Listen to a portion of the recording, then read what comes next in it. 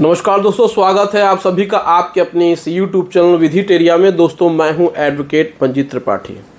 दोस्तों आज की इस वीडियो में हम लोग बात करेंगे सेक्शन 14 आपके सरफेसी एक्ट यानी कि डीएम ऑर्डर। ये डीएम ऑर्डर क्या होता है, ये आज की डेट में कोई नई बात नहीं है। हमने आपको विस्तार से बहुत बार अपने वीडियो के माध्यम से बताया है।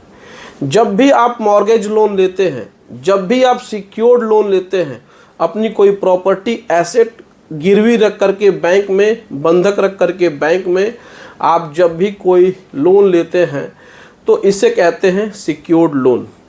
और जब भी आप अपने सिक्योर्ड लोन को डिफ़ॉल्ट कर देते हैं, यानी कि आप अपने 3 महीने की ईएमआई नहीं देते हैं, तो बैंकों के पास सरफेसी अधिनियम 2002 यानी कि सरफेसी एक्ट 2002 के सेक्शन 14 के अंतर्गत यानी कि धारा 14 के अंतर्गत उनको जिले के डीएम, कलेक्टर जो भी बोला जाए, उनसे परमिशन लेने की ज़रूरत होती है कि वह उस प्रॉपर्टी पे फिजिकल पोजेसन ले, यानी कि उस प्रॉपर्टी पे सील करे प्रॉपर्टी को नीलामी के लिए, या फिर उस प्रॉपर्टी को सील करे ताकि बैंक उस प्रॉपर्टी को नीलामी में जो भी खरीदार है उसको वह हैंडओवर कर सके। लेकिन यहाँ पर प्रश्न कुछ और है। आजकल मेरे पास बहुत सारे ऐसे लोगों के कॉल्स आ रहे हैं, व्हाट्सएप पे लोग हमसे लीगल एडवाइस जब लेते हैं तो उनके तमाम प्रश्नों में से ये प्रश्न बहुत ज़्यादा इम्पोर्टेंट होता है कि सर बैंक ने हमें धमकी दी है, बैंक हमें कह रहा है कि हम आपकी प्रॉपर्टी पे फिजिकल पोजीशन ले लेंगे।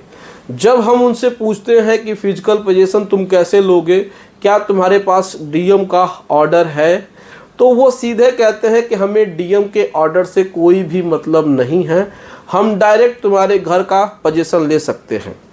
तो आज इसी के ऊपर ये वीडियो हम छोटा सा बना रहे हैं, एक छोटी सी इन्फॉर्मेशन आपको देने की कोशिश करेंगे।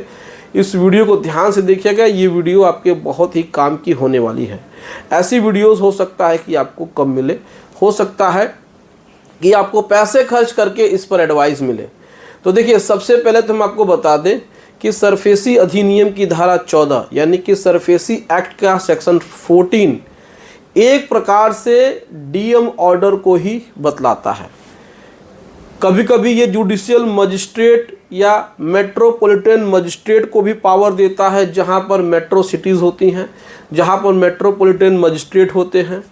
उसके अलावा आमतौर पर ये डिस्ट्रिक्ट मजिस्ट्रेट या फिर कलेक्टर, जिसको कि डीएम जो प्रशासनिक अधिकारी होते हैं, उन्हीं के पावर में ये होता है। ज़िले का रेवेन्यू हेड होने के नाते उसके पास ये पावर होता है। अब ये प्रॉपर्टी जिस ज़िले में, जिस शहर में आपकी है, वहाँ पर अगर जो डीएम और कलेक्टर या जुडिशियल मजिस्ट्रेट या फिर जो भी मेट्रोपॉलिटन मजिस्ट्रेट है, अगर उसके पास बैंक सेक्शन 14 में अगर एप्लीकेशन फाइल नहीं करते हैं तो उनको पोजीशन नहीं मिलेगा। लेकिन वो दावा करते हैं कि हम बिना डीएम पोजीशन लिए ही आपकी प्रॉपर्टी पे हम पोजीशन ले लेंगे। तो यहाँ पर अगर बैंक वाले इस तरीके से कोई भी मिसकंडक्ट करते हैं, इल्लीगल एक्टिविटी करते हैं, गलत तरीके से पोजीशन लेते हैं, तो आपको डरना नहीं है।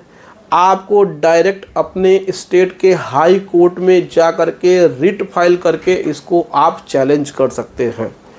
सरफेसी अधिनियम के सेक्शन 14 का वायलेशन बैंक नहीं कर सकती हैं। जब तक डीएम ऑर्डर ना हो तब तक वो आपकी प्रॉपर्टी पे पोजीशन नहीं ले सकते हैं। जब तक डीएम ऑर्डर ना हो तब तक वो आपके प्रॉपर्टी पे किसी प्रकार से भौतिक कब्जा यानी कि फिजिकल पोजीशन नहीं ले सकते हैं। अगर कोई बैंक, अगर कोई एनबीएफसी कंपनी इस प्रकार की दावा करते हैं तो ये दावा बिल्कुल गलत है, ये बात बिल्कुल गलत है।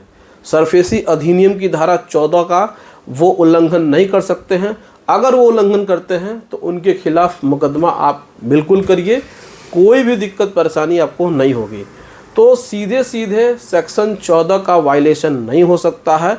बैंक कभी भी सेक्शन 14 के खिलाफ नहीं जा सकती है और आपको डरने की ज़रूरत नहीं है। जब तक आपके पास डीएम ऑर्डर की कॉपी ना आ जाए, आप उसको वेरीफाई ना करा लें, तब तक आप बिल्कुल परेशान मत होइए। तो डीएम ऑर्डर होना ज़रूरी है। जब तक डीएम ऑर्डर नहीं होगा तब तक कोई भी आपके प्रॉपर्टी पे सील नहीं लगा सकता है, लॉक नहीं लगा सकता है। आप इसको चैलेंज कर सकते हैं अगर डीएम ऑर्डर नहीं है तो ये था डीएम ऑर्डर पे एक छोटा सा वीडियो। दोस्तों, अगर आपको भी किसी प्रकार से लीगल एडवाइस या फिर लीगल सर्विस की ज़रूरत है तो आप स्क्रीन पे दिए हुए हमारे व्हाट्सएप नंबर पे हमसे संपर्क कर सकते हैं और आप हमसे बातचीत करके आप लीगल एडवाइस और लीगल सर्विस ले सकते हैं। चलिए मिलते हैं नेक्स्ट वीडियो में। वीडियो अच्छी लगी हो तो वीडियो को लाइक और चैनल को सब्सक्राइब जरूर करें। जय हिंद, जय भारत।